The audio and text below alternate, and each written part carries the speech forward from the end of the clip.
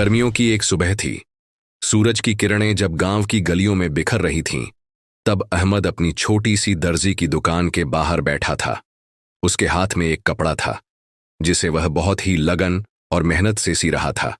उसकी सिलाई की बारीकी और मेहनत की हर कोई तारीफ करता, मगर आमदनी इतनी कम थी कि घर का खर्च चलाना मुश्किल हो जाता था। अहमद की बीवी फातिमा बहुत ही समझदार और सब्र करने वाली औरत थी। वह हर मुश्किल में अपने शौहर के साथ खड़ी रहती, मगर पिछले कुछ महीनों से हालात ऐसे बिगड़ चुके थे कि घर में कभी कभी एक वक्त का खाना भी मुश्किल से नसीब होता। उस दिन जब अहमद घर पहुंचा तो देखा कि उसके दोनों बच्चे हसन और मरियम खाली प्लेटें सामने रखे भूखे बैठे थे। उनकी मासूम आंखों में इंतजार था। फातिमा ने धीरे से कहा, आज घर में आटा भी नहीं बचा। अहमद ने अपनी आंखें नीची कर लीं। दिल में एक टीस उठी, मगर उसने अपने चेहरे पर मायूसी को हावी नहीं होने दिया। वह फौरन उठा और घर के कोने में रखी संदूकची से आखिरी चंद सिक्के निकाल लाया। तुम चिंता मत करो फातिमा, मैं कुछ इंतजाम करता हूं। अहमद जब बाजार पहुंचा तो दुकानदार ने उसे देखकर कहा, भाई, इस थोड़े से पैसे में क्या मिलेगा? महंगाई बहुत बढ़ गई है। अहमद का दिल बैठ गया। वह चुपचाप बाजार में इधर उधर देखने लगा। तभी उसने देखा कि एक अमीर आदमी अपने बेटे को महंगे फल और मिठाइयां दिलवा रहा था। ये देख उसकी आंखें भर आईं। उसे अपने बच्चों के भूखे चेहरे याद आ गए। या अल्लाह, यह कैसा इम्तिहान है, उसने दिल में कहा। लेकिन वह जानता था कि मायूसी गुनाह है। उसने अपनी जेब टटोली, सिक्के गिने और थोड़े से आटा और दाल खरीदकर घर की तरफ चल दिया। रास्ते में उसे गांव के एक आदमी ने रोककर कहा, अहमद भाई, मैंने सुना है कि तुम्हारी हालत बहुत खराब है। मैं तुम्हें एक सलाह दूं? तुम सूद पर पैसे ले लो और अपने लिए कोई नया काम शुरू करो। तुम्हारे जैसे मेहनती इंसान को बड़ा आदमी बनने से कौन रोक सकता है? अहमद ने उसकी बात ध्यान से सुनी, फिर हल्के से मुस्कुराया और जवाब दिया, भाई, मैं तकलीफ में हूं, लेकिन हराम पैसे से राहत नहीं खरीदूंगा। अल्लाह ने चाहा तो वह मुझे हलाल रास्ते से ही नवाजेगा। रात को अहमद जब घर पहुंचा तो देखा कि बच्चे सो चुके थे। फातिमा ने हल्की मुस्कान के साथ कहा, अहमद, अल्लाह हमें देख रहा है। हम पर जो बीत रही है वह सिर्फ एक इम्तिहान है। अगर हम सब्र करेंगे तो इंशाअल्लाह उसकी रहमत हमारे दरवाजे पर भी दस्तक देगी। अहमद ने उसकी आंखों में देखा। वह जानता था कि यह सब्र करना आसान नहीं है, मगर फातिमा का भरोसा और उसके बच्चों की मासूमियत उसे गिरने नहीं दे रही थी। रात भर अहमद करवटें बदलता रहा। दिमाग में तरह तरह के ख्याल आ रहे थे। बच्चों का भूखा चेहरा, दुकान का ठप हो जाना और सबसे बढ़कर आने वाले दिनों की चिंता। मगर उसके दिल में एक उम्मीद थी, क्योंकि उसे अल्लाह पर पूरा यकीन था। सुबह फज्र की अजान होते ही वह मस्जिद चला गया। नमाज पढ़ने के बाद उसने अल्लाह से दुआ की, या अल्लाह, मेरे हाल पर रहम कर। मेरे लिए ऐसा रास्ता खोल दे जिसमें हलाल रिज़्क हो और मेरी मेहनत की कदर हो। मैं किसी का मोहताज नहीं बनना चाहता, बस तेरा बंदा बना रहना चाहता हूं। नमाज से लौटते वक्त उसकी मुलाकात गांव के एक बुजुर्ग से हुई। उन्होंने उसे देखकर कहा, बेटा, आज तुम्हारा चेहरा बुझा बुझा सा लग रहा है। सब खैरियत तो है?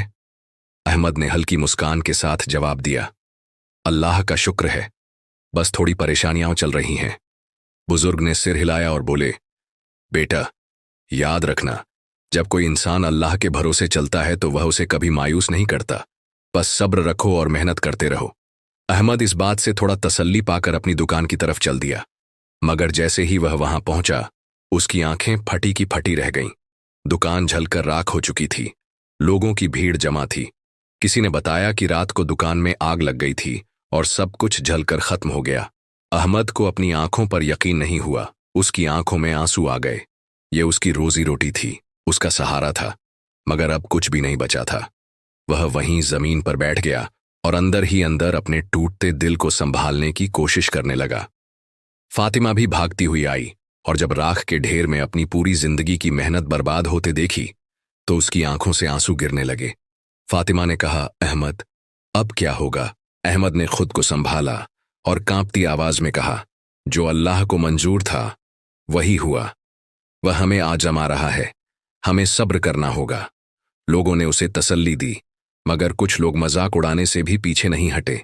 एक आदमी ने ताना मारा, देख लिया, अगर पहले ही सूद पर पैसे ले लिए होते और कोई बड़ा काम शुरू कर लिया होता तो यह दिन नहीं देखना पड़ता।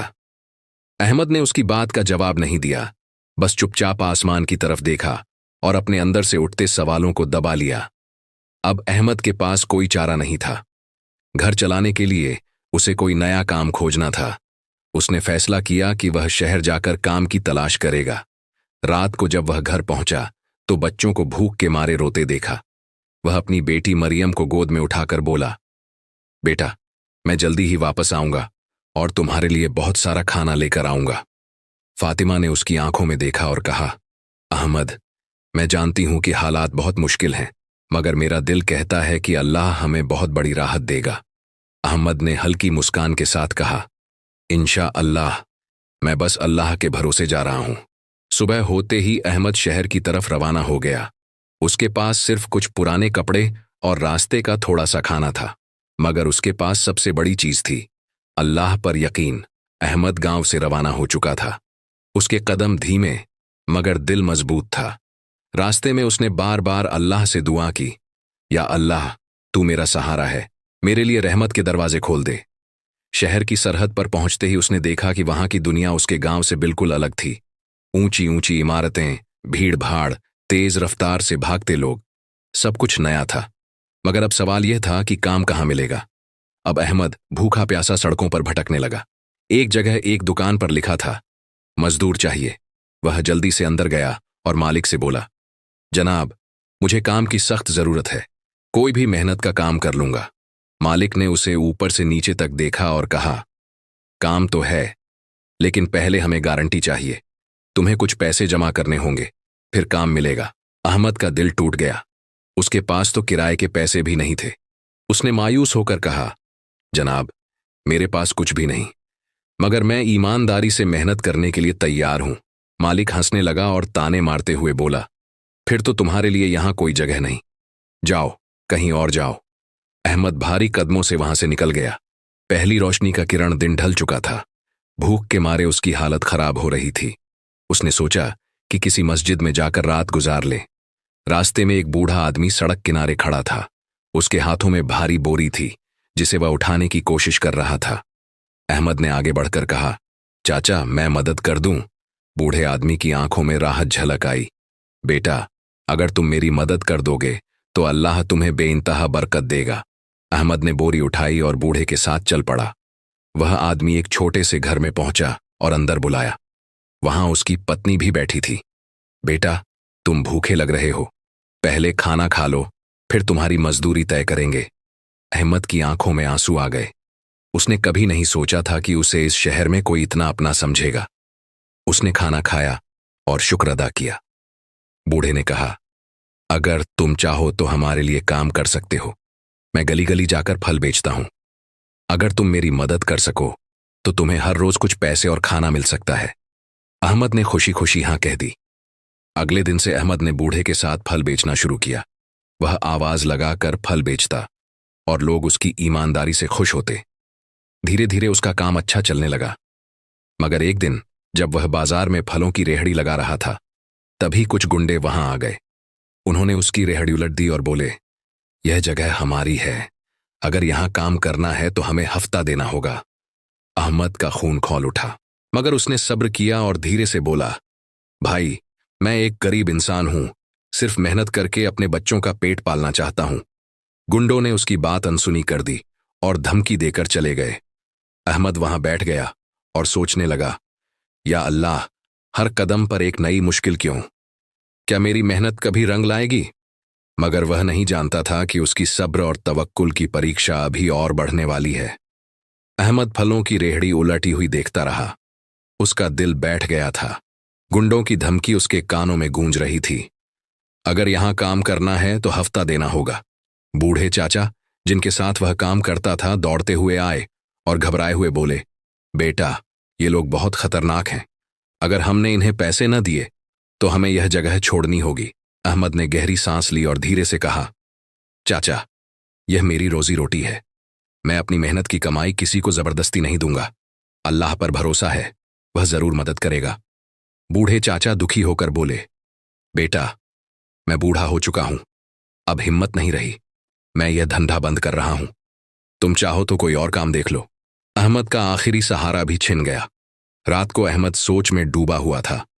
जेब में एक भी पैसा नहीं था। अगले दिन क्या खाएगा यह भी पता नहीं था। तभी उसके पास एक आदमी आया। वह देखने में शरीफ लग रहा था। उसने अहमद से कहा, भाई, मैंने सुना कि तुम्हारी नौकरी चली गई। अगर तुम चाहो तो मेरे साथ काम कर सकते हो। अहमद ने उम्मीद से उसकी तरफ देखा। क्या काम करना होगा? उस आदमी ने धीरे से कहा, बस कुछ माल उठाकर यहां से वहां पहुंचाना है। हर दिन अच्छे पैसे मिलेंगे, भूखा नहीं रहोगे। अहमद को शक हुआ। उसने पूछा, कैसा माल? आदमी इधर उधर देखकर धीरे से बोला, तुम बस काम करो, ज्यादा सवाल मत पूछो। जो लोग हमारे लिए काम करते हैं उनकी जिंदगी बन जाती है। अब अहमद समझ गया कि यह कोई गलत काम है। उसका दिल जोरों से धड़कने लगा। एक तरफ उसका सब्र और तवक्कुल था, दूसरी तरफ शैतान उसे बहकाने की कोशिश कर रहा था। वह उठा और उस आदमी की आंखों में देखते हुए कहा, भाई, मैं भले ही भूखा मर जाऊं, मगर हराम का एक भी निवाला अपने बच्चों के मुंह में नहीं डालूंगा। अल्लाह मेरे साथ है। आदमी हंसने लगा। अच्छा, फिर देखना, यह शहर तुझे ऐसे ही रुलाएगा। जब भूख लगेगी तब तेरा ईमान खुद जवाब दे देगा। अहमद ने कोई जवाब नहीं दिया और वहां से निकल आया। अगली सुबह अहमद नमाज के लिए मस्जिद गया। नमाज के बाद उसने अल्लाह से दुआ की, या अल्लाह, मैं कमजोर हूं, मगर गुनाह के रास्ते पर नहीं जाना चाहता। मेरे लिए हलाल रिज़्क का दरवाजा खोल दे। जैसे ही वह बाहर निकला, एक रईस आदमी उसके पास आया। उसने अहमद को गौर से देखा और कहा, भाई, क्या तुम काम की तलाश में हो? अहमद चौंका। जी हां, आदमी ने मुस्कुराकर कहा, मेरी कपड़े की फैक्ट्री है। मुझे एक ईमानदार आदमी की जरूरत है। अगर तुम चाहो तो कल से काम शुरू कर सकते हो। अहमद की आंखों में आंसू आ गए। यह अल्लाह की तरफ से मदद थी। उसने फौरन हामी भर दी। वह रात को सजदे में गिर पड़ा और रोते हुए कहा, या अल्लाह, तूने मेरी सुन ली। मैं तेरा जितना शुक्र अदा करूं उतना कम है। अब उसकी जिंदगी एक नए मोड़ पर जाने वाली थी। अहमद के लिए यह एक नई सुबह थी। अब वह किसी अनजान रास्ते पर नहीं, बल्कि एक नई उम्मीद के साथ फैक्ट्री की ओर बढ़ रहा था। अल्लाह पर तवक्कुल करने का यह फल था कि उसे हलाल रोजी का जरिया मिल गया था। जब वह फैक्ट्री पहुंचा तो मालिक ने उसका स्वागत किया और कहा, अहमद, हमें मेहनती और ईमानदार लोगों की जरूरत है। अगर तुमने अच्छा काम किया तो तुम्हारी तनख्वाह भी बढ़ेगी और तुम्हें आगे बढ़ने के मौके भी मिलेंगे। अहमद ने अल्लाह का शुक्र अदा किया और काम में जुट गया। अहमद को फैक्ट्री में कपड़ों की गिनती और कच्चे माल की देखभाल का काम मिला। पहले दिन से ही उसने अपना काम पूरी ईमानदारी और मेहनत से किया। एक दिन फैक्ट्री के मैनेजर ने अहमद को बुलाया और कहा, यहां बहुत से लोग काम करते हैं, लेकिन तुम्हारी तरह मेहनती और सच्चे लोग कम ही होते हैं। मैं देख रहा हूं कि तुम अपना काम बहुत दिल से कर रहे हो। अहमद ने सिर झुका लिया। साहब, बस अल्लाह की दी हुई रोजी को ईमानदारी से कमाना चाहता हूं। मैनेजर मुस्कुराया और बोला, यही ईमानदारी तुम्हें बहुत आगे ले जाएगी। एक दिन फैक्ट्री में बड़ा ऑर्डर आया। मालिक ने अहमद से कहा, यह बहुत बड़ा सौदा है, लेकिन हमें इसे जल्दी पूरा करना होगा। क्या तुम रात में भी काम कर सकते हो? अहमद ने खुशी खुशी हां कर दी। वह पूरी रात मेहनत करता रहा। धीरे धीरे उसका भरोसा मालिक की नजरों में बढ़ता गया। मगर फिर एक मुश्किल आ गई। एक दिन फैक्ट्री के पुराने कर्मचारी राशिद ने अहमद से कहा, भाई, हम लोग जब ऑर्डर पूरा करते हैं तो थोड़ा माल बचाकर अपने लिए रख लेते हैं। मालिक को क्या पता चलता है? तुम भी ऐसा कर लो, कुछ पैसे बढ़ जाएंगे। अहमद चौंक गया। उसने गुस्से से कहा, राशिद भाई, यह हराम है, यह चोरी है, चाहे कम हो या ज्यादा। अल्लाह के सामने सब कुछ साफ होता है। मैं ऐसा नहीं कर सकता। राशिद हंस पड़ा। बड़ा ईमानदार बना फिरता है। देखना, मालिक तुझसे खुश नहीं रहेगा और तुझे निकाल देगा। अहमद ने जवाब नहीं दिया। उसे यकीन था कि अल्लाह हमेशा ईमानदारों का साथ देता है। कुछ दिनों बाद मालिक ने अहमद को अपने ऑफिस बुलाया।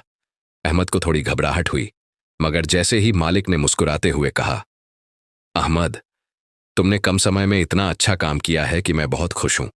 अब से तुम इस फैक्ट्री के सुपरवाइजर हो। अहमद की आंखें खुशी से छलक पड़ीं।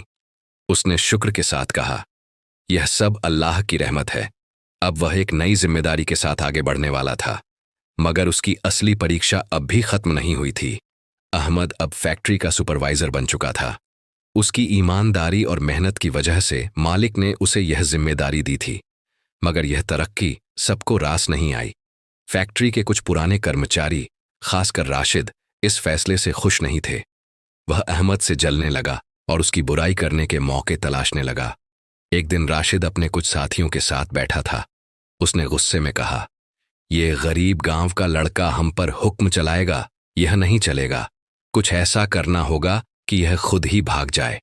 उसके साथी बोले, लेकिन मालिक उस पर बहुत भरोसा करता है, उसे हटाना आसान नहीं होगा। राशिद ने चालाकी से मुस्कुराते हुए कहा, भरोसा तोड़ने में कितना समय लगता है, बस एक साजिश काफी है। राशिद ने चोरी की एक बड़ी योजना बनाई। उसने फैक्ट्री के कुछ महंगे कपड़े चुरा लिए और प्लान बनाया कि वह चोरी का इल्जाम अहमद पर डाल देगा। अगली सुबह मालिक फैक्ट्री में आया और देखा कि स्टोर से कई कपड़े गायब हैं। वह बहुत गुस्से में था। उसने अहमद को बुलाया और कहा, यह कैसे हुआ? तुम सुपरवाइजर हो, तुम्हारी जिम्मेदारी थी कि माल सुरक्षित रहे। अहमद हैरान था। उसने कहा, साहब, मैं तो हर दिन स्टोर का हिसाब देखता हूं, मुझे नहीं पता कि यह चोरी कैसे हुई। मालिक को भरोसा था, मगर फिर राशिद बीच में आकर बोला, साहब, मैंने रात में अहमद को स्टोर के पास देखा था, कहीं ऐसा तो नहीं कि? अहमद चौंक गया। उसने गुस्से से कहा, यह झूठ है, मैंने कुछ नहीं किया। मालिक उलझन में था। वह अहमद को जानता था, मगर हालात उसके खिलाफ थे। अहमद ने अल्लाह से दुआ की, या अल्लाह, मैं बेगुनाह हूं, मेरी सच्चाई साबित कर दे। तभी फैक्ट्री के एक और कर्मचारी ने हिम्मत करके कहा, साहब, मैंने राशिद और उसके साथियों को रात में स्टोर के पास देखा था। मालिक ने चौंक कर राशिद की तरफ देखा, जो अब घबराने लगा था। मालिक ने तुरंत गार्ड्स को बुलाया और सच्चाई पता करने को कहा। थोड़ी ही देर में सारा माल राशिद के ठिकाने से बरामद हो गया। मालिक का गुस्सा अब राशिद पर फूट पड़ा। तुमने न सिर्फ चोरी की, बल्कि एक ईमानदार आदमी पर झूठा इल्जाम भी लगाया। अब तुम्हारी कोई जगह नहीं है। मालिक ने राशिद को फैक्ट्री से निकाल दिया। अहमद ने राहत की सांस ली और अल्लाह का शुक्र अदा किया। मालिक अहमद के पास आया और बोला, मुझे तुम पर हमेशा भरोसा था, लेकिन आज तुमने साबित कर दिया कि सच्चाई कभी हारती नहीं। अहमद की आंखों में खुशी के आंसू थे। उसने नम्रता से कहा, साहब, यह सब अल्लाह की रहमत है, मगर अहमद की जिंदगी में इम्तिहान अभी खत्म नहीं हुए थे। उसकी तरक्की के बाद अब उसे एक और बड़े फैसले का सामना करना था, एक ऐसा फैसला जो उसकी पूरी जिंदगी बदल सकता था। अहमद अब फैक्ट्री में एक भरोसेमंद आदमी बन चुका था। मालिक उसकी मेहनत और ईमानदारी से बहुत खुश था। अहमद के लिए यह सब अल्लाह की रहमत का नतीजा था, लेकिन अब उसकी जिंदगी में एक और बड़ा मोड़ आने वाला था। एक दिन फैक्ट्री का मालिक अहमद को अपने ऑफिस बुलाता है। अहमद, मैं चाहता हूं कि तुम फैक्ट्री के मैनेजर बन जाओ। अहमद यह सुनकर हैरान रह गया। मैनेजर? लेकिन साहब, मैं तो सिर्फ एक मामूली इंसान हूं, यह बहुत बड़ी जिम्मेदारी होगी। मालिक मुस्कुराया। अहमद, तुम्हारी ईमानदारी और मेहनत की वजह से फैक्ट्री का कारोबार दिन ब दिन बढ़ रहा है। मैं चाहता हूं कि तुम इसे और आगे ले जाओ। अहमद के लिए यह एक बहुत बड़ी बात थी। उसे अपना पुराना वक्त याद आ गया, जब वह सड़क पर फलों की रेहड़ी लगाता था। अल्लाह ने उसे कहां से कहां पहुंचा दिया था। उसने सिर झुका लिया। अगर यह अल्लाह की मर्जी है, तो मैं इस जिम्मेदारी को निभाने की पूरी कोशिश करूंगा। अब अहमद की तनख्वाह पहले से कई गुना बढ़ चुकी थी। उसका जीवन पहले से कहीं बेहतर था, लेकिन फिर भी उसका दिल बेचैन था। एक दिन वह ऑफिस में बैठा था कि अचानक उसे अपनी मां की याद आई। उसे याद आया कि जब वह गांव से निकला था, तब मां ने रोते हुए कहा था, बेटा, चाहे कहीं भी रहना, मगर हमें भूल मत जाना। अहमद की आंखें नम हो गईं। वह अब तक अपनी मुश्किलों में इतना उलझा हुआ था कि अपने घर वालों से मिलने भी नहीं गया था। अब उसका दिल कर रहा था कि वह वापस जाए, अपनी मां को देखे, अपने घर को देखे। अगले ही दिन अहमद ने मालिक से कहा, साहब, मैं कुछ दिनों के लिए गांव जाना चाहता हूं। बहुत साल हो गए मुझे अपने माँ बाप से मिले हुए। मालिक ने खुशी खुशी इजाजत दे दी। अब अहमद की जिंदगी का एक नया सफर शुरू होने वाला था। गांव, जहां उसने अपनी जिंदगी की सबसे मुश्किल रातें काटी थीं, जहां गरीबी और तंगहाली ने उसे मजबूर कर दिया था, अब उसी गांव में वह एक नए अंदाज में वापस जाने वाला था। मगर उसे यह नहीं पता था कि गांव में सब कुछ वैसा नहीं था जैसा उसने छोड़ा था। वहां उसके इंतजार में कुछ ऐसे हालात थे जो उसकी हिम्मत की एक और परीक्षा लेने वाले थे। अहमद के लिए यह सफर बहुत खास था। जब वह शहर छोड़कर गांव जाने के लिए निकला तो उसके दिल में अजीब सी हलचल थी। उसे अपने पुराने दिन याद आ रहे थे, वही तंगहाली, माँ बाप की तकलीफें, भूख और बेबसी। लेकिन अब वह हालात से हार कर नहीं, बल्कि अल्लाह के करम से एक मजबूत इंसान बनकर लौट रहा था। जब अहमद गांव पहुंचा तो उसे वहां की हालत देखकर धक्का लगा। कई घर जर्जर हो चुके थे, खेत सूखे पड़े थे और लोग पहले से ज्यादा परेशान नजर आ रहे थे। उसे सबसे ज्यादा फिक्र अपने घर की थी। वह तेज कदमों से अपने पुराने मकान की ओर बढ़ा, मगर वहां पहुंचकर उसकी आंखें नम हो गईं। उसका छोटा सा घर अब बहुत कमजोर हो चुका था। दरवाजे की लकड़ी गल चुकी थी और आंगन में उग आई घास यह बता रही थी कि यहां बहुत वक्त से कोई देखभाल नहीं कर रहा था। अहमद ने अंदर कदम रखा और देखा कि उसकी मां एक पुराने चटाई पर बैठी थी। उनके कपड़े फटे हुए थे और शरीर पहले से ज्यादा कमजोर लग रहा था। अम्मी, उसकी आवाज सुनकर मां ने थके हुए अंदाज में सिर उठाया, मगर जब उन्होंने अहमद को देखा तो उनकी आंखों में चमक आ गई। अहमद, तू सच में आ गया। अहमद दौड़कर उनकी गोद में गिर पड़ा। मां ने उसके सिर पर हाथ फेरा और रोते हुए बोली, बेटा, तूने इतनी देर क्यों कर दी? तुझे बहुत याद किया। अहमद की आंखों से आंसू गिरने लगे। उसने मां के पैरों को छूते हुए कहा, अम्मी, मुझे माफ कर दो।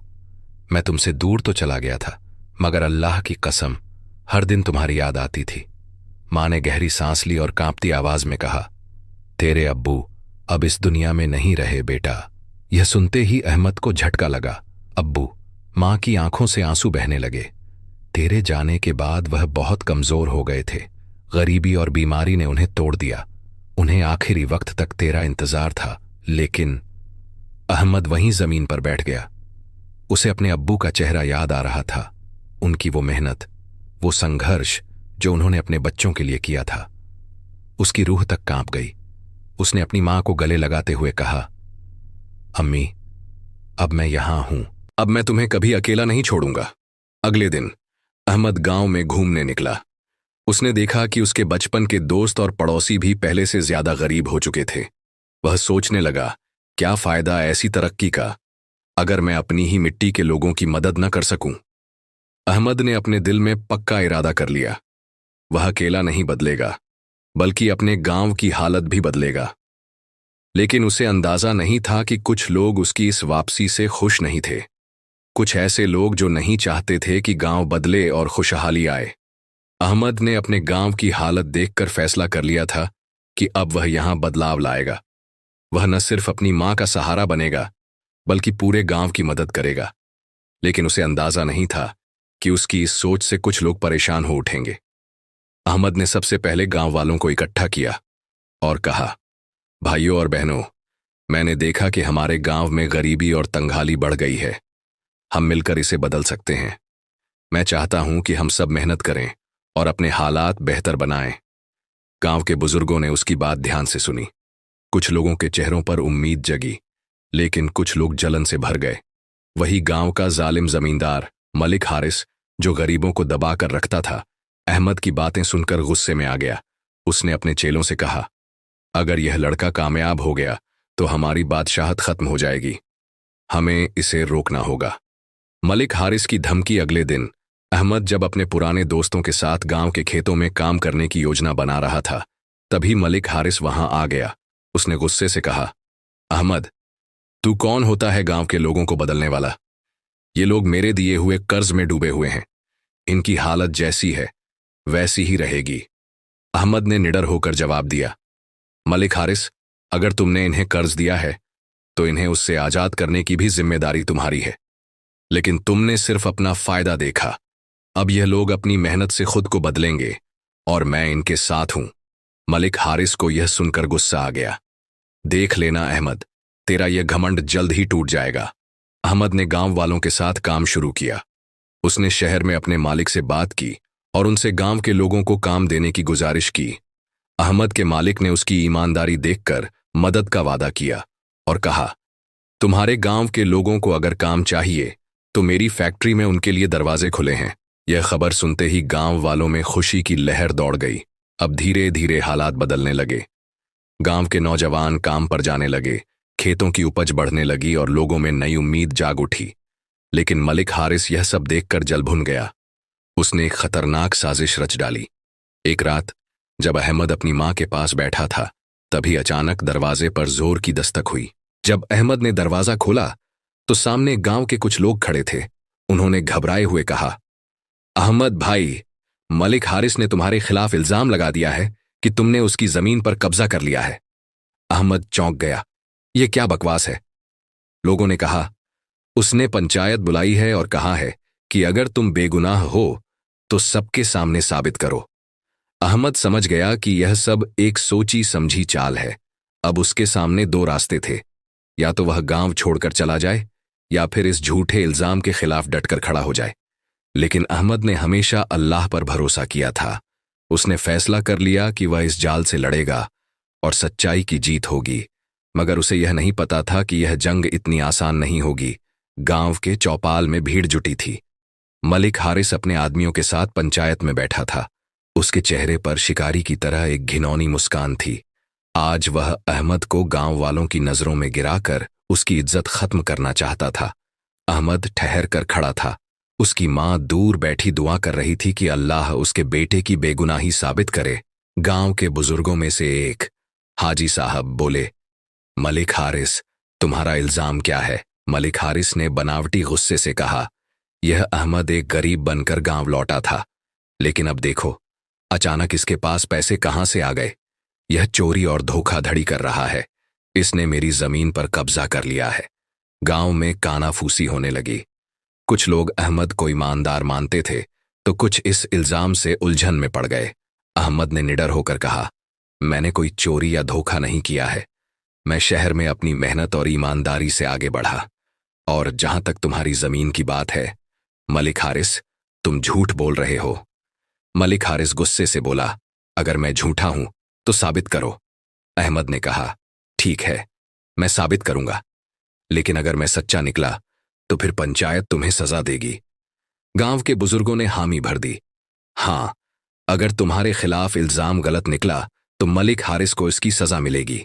अहमद ने मालिक के दिए हुए दस्तावेज निकालकर पंचायत के सामने रख दिए। यह देखो, यह मेरे मालिक की फैक्ट्री के कागज हैं, जहां मैं काम करता हूं। मेरे पास जो भी पैसा आया वह मेरी मेहनत की कमाई है। और रही बात जमीन की, यह रही सरकारी दस्तावेज की नकल, जिसमें साफ लिखा है कि मलिक हारिस इस जमीन का मालिक नहीं है। उसने फर्जी दस्तावेज बनवाकर लोगों को धोखा दिया है। गांव में हलचल मच गई। पंचायत के लोग आपस में बातें करने लगे। हाजी साहब ने दस्तावेजों को ध्यान से देखा और गुस्से से बोले, मलिक हारिस, तूने गांव वालों को धोखा दिया, तूने झूठा इल्जाम लगाया। मलिक हारिस हड़बड़ा गया और बोला, नहीं, यह झूठ है। लेकिन तभी गांव के एक बुजुर्ग उठे और बोले, मैं इस बात का गवाह हूं, यह जमीन कभी मलिक हारिस की थी ही नहीं। अब मलिक हारिस का चेहरा सफेद पड़ गया। उसकी चाल नाकाम हो गई थी। पंचायत ने फैसला सुना दिया, अहमद पर लगाए गए सभी इल्जाम झूठे हैं। मलिक हारिस गांव के लोगों को धोखा दे रहा था। उसे सजा दी जाएगी और उसकी दबाई हुई जमीनें असली मालिकों को लौटाई जाएंगी। गांव वालों ने एक साथ तकबीर का नारा लगाया। अल्लाहू अकबर। अहमद की आंखें छलक पड़ीं। उसने अल्लाह का शुक्र अदा किया कि उसकी सच्चाई सामने आ गई। लेकिन यह तो बस एक जंग थी। अभी बहुत कुछ करना बाकी था। अब गांव को सच में बदलने का वक्त आ चुका था। पंचायत में सच्चाई सामने आने के बाद पूरा गांव खुश था। लोगों ने अहमद की ईमानदारी और हिम्मत की तारीफ की। लेकिन अहमद जानता था कि गांव को सिर्फ मलिक हारिस के जुल्म से आजाद कराना ही काफी नहीं था। अब उसे अपने गांव को खुशहाल भी बनाना था। उसने अपने दोस्तों और गांव के बुजुर्गों से कहा, अब हमें बैठकर आराम नहीं करना है, हमें अपने गांव को गरीबी से निकालना है। लोगों में जोश भर गया। सबने अहमद के साथ मिलकर काम करने का फैसला किया। अहमद ने सबसे पहले गांव के बेरोजगार युवाओं को संगठित किया। उसने अपनी फैक्ट्री के मालिक से बात की और गांव के नौजवानों को वहां काम पर लगवाया। इसके अलावा उसने खेती को बेहतर बनाने के लिए कुछ नए तरीके अपनाने की योजना बनाई। गांव का बड़ा तालाब, जो वर्षों से सूखा पड़ा था, उसे दोबारा भरने की कोशिश शुरू की गई। अहमद ने कहा, अगर हमें खेती को सुधारना है तो हमें पानी का सही इंतजाम करना होगा। लोगों ने मिलकर तालाब की सफाई शुरू कर दी। धीरे धीरे बारिश का पानी उसमें जमा होने लगा और खेतों में हरियाली लौटने लगी। लेकिन अहमद सिर्फ खेती और रोजगार तक सीमित नहीं रहना चाहता था। उसने सोचा, अगर हमारे बच्चे पढ़ लिख नहीं पाए तो यह गांव फिर से अंधेरे में चला जाएगा। इसलिए उसने गांव में एक छोटा मदरसा और स्कूल शुरू करने की योजना बनाई। गांव के मौलवी साहब ने भी इस फैसले का समर्थन किया और कहा, बच्चों को दुनियावी तालीम के साथ साथ दीन की तालीम भी मिलनी चाहिए। अहमद ने अपने मालिक से मदद मांगी और उन्होंने स्कूल के लिए किताबें और ब्लैक बोर्ड भेज दिए। अब गांव के छोटे बच्चे भी पढ़ने के लिए आने लगे। उनकी आंखों में नई उम्मीदें थीं। गांव की तरक्की देखकर हर कोई खुश था। लेकिन मलिक हारिस अभी भी हार मानने को तैयार नहीं था। उसने अपने कुछ लोगों को बुलाकर कहा, अगर अहमद को नहीं रोका गया तो वह हमें पूरी तरह खत्म कर देगा। हमें इसे सबक सिखाना होगा। अगली रात जब अहमद अपने घर पर बैठा था, तभी दरवाजे पर तेज दस्तक हुई। उसने दरवाजा खोला तो सामने गांव का एक बुजुर्ग खड़ा था जो हाँफ रहा था। अहमद बेटा, मलिक हारिस ने आग लगा दी, तुम्हारे खेत जल रहे हैं। अहमद यह सुनते ही भागा। जब वह खेतों तक पहुंचा तो उसकी आंखें फटी रह गईं। चारों तरफ आग की लपटें उठ रही थीं। गांव के लोग पानी डालने की कोशिश कर रहे थे, लेकिन आग बहुत तेज थी। अहमद को एहसास हो गया कि यह मलिक हारिस की आखिरी साजिश थी। लेकिन क्या अब गांव वालों की मेहनत राख में बदल जाएगी? अहमद जब खेतों पर पहुंचा तो चारों तरफ आग की लपटें उठ रही थीं। खेत, जिनमें गांव वालों की मेहनत का पसीना बहा था, अब राख बनने के कगार पर थे। गांव के लोग पानी डालने की कोशिश कर रहे थे, लेकिन आग बहुत तेज थी। अहमद ने बिना वक्त गंवाए सबको संगठित किया। सब अपने घरों से बाल्टी और मिट्टी लेकर आओ, हमें यह आग बुझानी होगी। लोग भागे भागे आए और पानी और मिट्टी फेंकनी शुरू कर दी। कुछ नौजवानों ने अपने कपड़े गीले कर लिए और आग बुझाने में लग गए। अहमद ने अल्लाह से दुआ की, या अल्लाह, तूने हमें यहां तक पहुंचाया है, अब हमारी मदद कर। अल्लाह की रहमत बरसती है। जैसे ही लोग आग बुझाने की कोशिश कर रहे थे, अचानक आसमान में बादल घिर आए। कुछ ही देर में बारिश शुरू हो गई। गांव वालों की आंखों से आंसू छलक पड़े। सुभान अल्लाह, अल्लाह ने हमारी सुन ली। थोड़ी ही देर में आग बुझ गई। खेतों का कुछ हिस्सा बच गया था, लेकिन कुछ फसलें जल चुकी थीं। अहमद गांव वालों की तरफ मुड़ा और बोला, हम हारे नहीं हैं, हमारी मेहनत जाया नहीं जाएगी। अल्लाह ने हमें जो दिया है उसी से हम फिर से शुरुआत करेंगे। इसी बीच कुछ गांव वालों ने मलिक हारिस के आदमियों को आग लगाते हुए देख लिया था। गांव के बुजुर्ग हाजी साहब ने पंचायत बुलाई और कहा, हम अब और जुल्म सहन नहीं करेंगे। मलिक हारिस को इस गुनाह की सजा मिलनी चाहिए। गांव के लोग इकट्ठा होकर शहर के अधिकारियों के पास पहुंचे और मलिक हारिस के खिलाफ शिकायत दर्ज करवाई। चंद ही दिनों में पुलिस आई और मलिक हारिस को गिरफ्तार कर लिया गया। जब पुलिस उसे पकड़कर ले जा रही थी तो वह गुस्से से चिल्ला रहा था, अहमद, तूने मुझे बर्बाद कर दिया। लेकिन अहमद ने सिर्फ इतना कहा, जुल्म कभी भी ज्यादा देर तक नहीं टिकता। मलिक हारिस, अल्लाह की लाठी में आवाज नहीं होती। गांव वालों ने चैन की सांस ली। अब उनका सबसे बड़ा दुश्मन खत्म हो चुका था, लेकिन अभी गांव को और आगे ले जाना था। अब गांव वालों को अपनी तकदीर खुद लिखनी थी। मलिक हारिस की गिरफ्तारी के बाद गांव में एक नई सुबह का आगाज हुआ। लोग पहले से ज्यादा खुशहाल और आत्मनिर्भर महसूस कर रहे थे। लेकिन अहमद जानता था कि सिर्फ एक जालिम के हटने से गांव की तकदीर नहीं बदल सकती, बल्कि इसके लिए मेहनत और सब्र की जरूरत होगी। अहमद ने सबसे पहले पंचायत बुलाई और कहा, अब हमें अपने गांव को नई दिशा देनी होगी। हमें ऐसा गांव बनाना है जहां हर कोई चैन और अमन से रहे। लोगों ने हामी भरी। सबने मिलकर कुछ अहम फैसले लिए। गांव में शिक्षा को बढ़ावा दिया जाएगा। अहमद ने मौलवी साहब के साथ मिलकर तय किया कि हर बच्चे को तालीम मिलेगी, चाहे वह गरीब हो या अमीर। स्कूल को और बेहतर बनाने के लिए गांव के कुछ लोगों ने आर्थिक मदद देने का वादा किया। अहमद ने अपने मालिक से फिर संपर्क किया और गांव के कुछ और नौजवानों को फैक्ट्री में नौकरी दिलवाई। साथ ही उसने गांव में एक छोटा सा कारीगरी केंद्र खोलने की योजना बनाई, जहां लड़के लड़कियां सिलाई, कढ़ाई और दूसरे काम सीख सकें। गांव का सूखा तालाब अब पानी से भर चुका था। अहमद ने लोगों को समझाया कि हमें खेती में नए तरीके अपनाने होंगे। उसने शहर से कुछ विशेषज्ञों को बुलाया जिन्होंने गांव वालों को अच्छी खेती के बारे में बताया। गांव की तरक्की देखकर हर कोई खुश था। जहां पहले लोग गरीबी और डर में जीते थे, अब उनके चेहरों पर एक नई उम्मीद थी। बच्चों के हाथों में किताबें थीं, नौजवानों के पास काम था और किसानों के खेत फिर से हरे भरे हो चुके थे। एक दिन जब अहमद अपनी मां के पास बैठा था तो उसने कहा, अम्मी, अल्लाह ने हमें हिम्मत दी, सब्र दिया और आज हमारा गांव बदल चुका है। अहमद की मां की आंखों में खुशी के आंसू थे। उन्होंने अपने बेटे का सिर चूमा और कहा, बेटा, तूने साबित कर दिया कि अगर कोई अल्लाह पर तवक्कुल रखे और मेहनत करे तो वह किसी भी मुश्किल को हरा सकता है। अहमद की कहानी सिर्फ एक इंसान की नहीं थी, बल्कि यह उस गांव की थी जिसने सब्र और तवक्कुल के साथ अपनी तकदीर बदल दी थी। अब वह गांव, जो कभी डर और जुल्म की गिरफ्त में था, रोशनी और तरक्की की मिसाल बन चुका था। गांव में खुशहाली लौट आई थी। हर तरफ अमन, मेहनत और तरक्की की नई रोशनी थी। अहमद ने अपनी ईमानदारी और मेहनत से गांव को जुल्म और गरीबी से आजाद कर दिया था, लेकिन उसकी परीक्षा अभी खत्म नहीं हुई थी। एक दिन गांव के कुछ बुजुर्ग भागते हुए अहमद के पास आए और बोले, बेटा, खतरा अभी टला नहीं है। मलिक हारिस का भाई शहर से लौट आया है। वह बदला लेना चाहता है। अहमद ने उनकी बात सुनी और कहा, डरने की जरूरत नहीं है। अगर हमने सच और इंसाफ का दामन पकड़ा है तो अल्लाह हमारी मदद करेगा। मलिक हारिस का भाई और उसकी धमकी रात होते ही मलिक हारिस का भाई गांव में आया। उसके साथ कई गुंडे थे। उसने पंचायत के बीच आकर कहा, मेरा भाई जेल में है, लेकिन मैं अब भी जिंदा हूं। अगर तुम लोगों ने अहमद का साथ नहीं छोड़ा तो अंजाम बुरा होगा। गांव के लोगों ने एक दूसरे की तरफ देखा, लेकिन इस बार कोई नहीं डरा। हाजी साहब आगे बढ़े और बोले, हम अब किसी के दबाव में नहीं आएंगे। गांव अब ईमान और इंसाफ की राह पर चलेगा। अहमद ने भी आगे बढ़कर कहा, अगर तुम्हें जुल्म करना है तो कर लो, लेकिन याद रखना, जुल्म ज्यादा दिन तक नहीं टिकता। गांव वालों ने एकजुट होकर गुंडों का सामना किया।